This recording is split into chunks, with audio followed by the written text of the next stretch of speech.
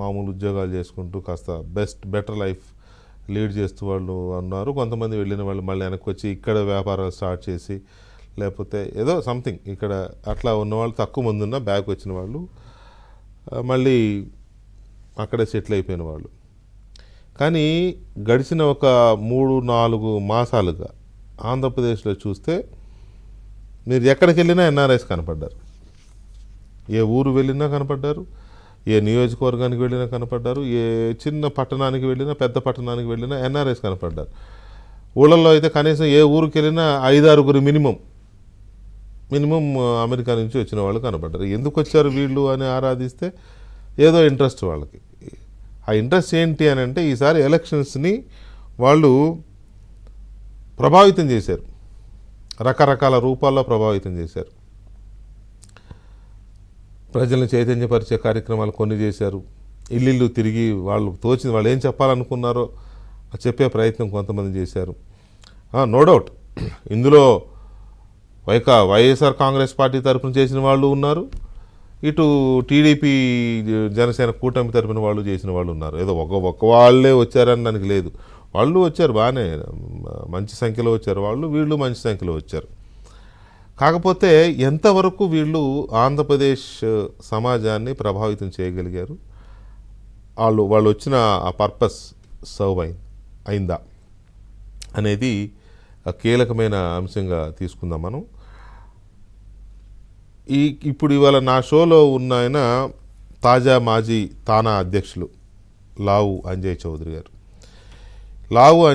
గారు. ఇప్పుడు ఆయన తర్వాత వేరే కొత్త అధ్యక్షుడు వచ్చారు. తానా చాలా 45 ఏళ్ళలో ఏమో అయింది అది పెట్టి కూడా అమెరికాలో. ఆయన ఏంటంటే ఈ టీమ్ స్క్వేర్ అని తానాకు ఒక అఫిలియేటెడ్ ఉంటుంది సంస్థ. దాని ద్వారా ఈ ఎన్ఆర్ఐస్కి ఈ పిల్లలు చదువుకునే స్టూడెంట్స్కి లేకపోతే ఇంకా అప్పుడప్పుడే జాబ్కి వెళ్ళి ఏదైనా ఈ మధ్య యాక్సిడెంట్లో లేకపోతే ఎక్కడో ఇరుక్కుపోవడమో లేకపోతే పాస్పోర్ట్లు వీసాలే గొడవలు ఉంటాయి కదా, అవన్నీ డీల్ చేస్తూ ఉంటారు. Everyday 2-3 cases. నేను కూడా 2-3 కేసులు నా దృష్టికి వస్తే వాళ్ళకి రిఫర్ చేస్తే హెల్ప్ చేసిన కేసులు చాలా ఉన్నాయి. ఆల్ ద వే వేరే కంట్రీలో ఉన్న వాళ్ళని రెస్క్యూ చేసి మరీ తీసుకొచ్చి హెల్ప్ చేసిన టీమ్ స్క్వేర్ అది. సో అలాంటి బిజీగా ఉండేవాళ్ళు, వ్యాపారాలు ఉన్నవాళ్ళు ఎందుకు వచ్చారు ఏపీ అనేది మనం అంజయ్ చౌదరి గారితో మాట్లాడదాం. అంజయ్ చౌదరి గారు నమస్కారం. నమస్కారం వెంకటకృష్ణ గారు. Welcome to ABN studios. Thank you అండి. ముందుగా ఏబిఎన్ ప్రేక్షకులకి నా హృదయపూర్వక నమస్కారాలు. అన్నాళ్ళైంది వచ్చి ఈ ట్రిప్ మీరు? ఆల్మోస్ట్ 4 months అవుతుందండి. Close to 4 months. అవునండి.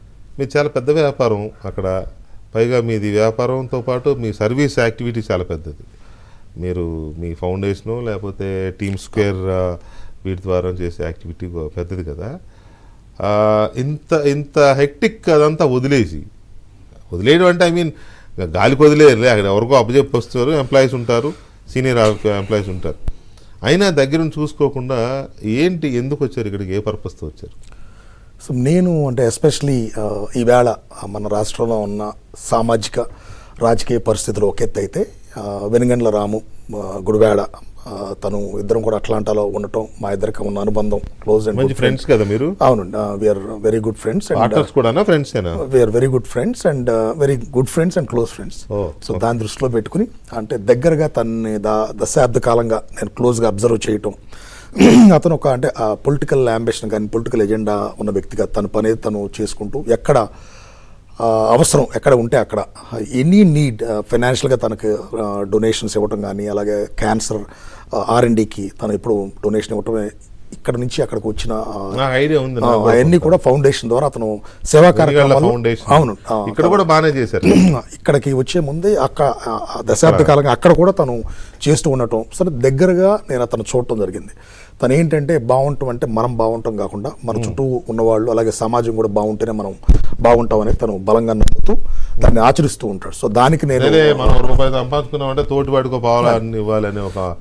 సో అతను ఆ నేచర్కి నేను దగ్గర నుంచి చూశాను కనుక తప్పకుండా అతను ఒక అంటే రాజకీయ నాయకుడుగా కాకుండా ఒక రిఫార్మర్గా అట్లీస్ట్ నాకు అలా అనిపించింది. సో డెఫినెట్గా ఉడతా భక్తిగా మనం చేయగలిగింది ఏదైనా చేద్దాం అనే ఒక మంచి ఉద్దేశంతో వచ్చాం. అట్లాగే రాష్ట్రంలో ఉన్న మీరు వచ్చారు, కానీ మీరు వచ్చారు రాము గారి మీద ప్రేమో లేకపోతే రాము గారితో స్నేహమో లేకపోతే ఇంకోటి ఏదైనా కావచ్చు, ఆయన మంచితనం కావచ్చు, మీ ఫ్రెండ్ కాబట్టి మీకు ఎక్కువ తెలుసు ఆయన గురించి. నాకు కూడా తెలుసు, కాకపోతే మీ అంత తెలియదు. కానీ గుడివాడ ఒక ప్రత్యేకత ఉంది.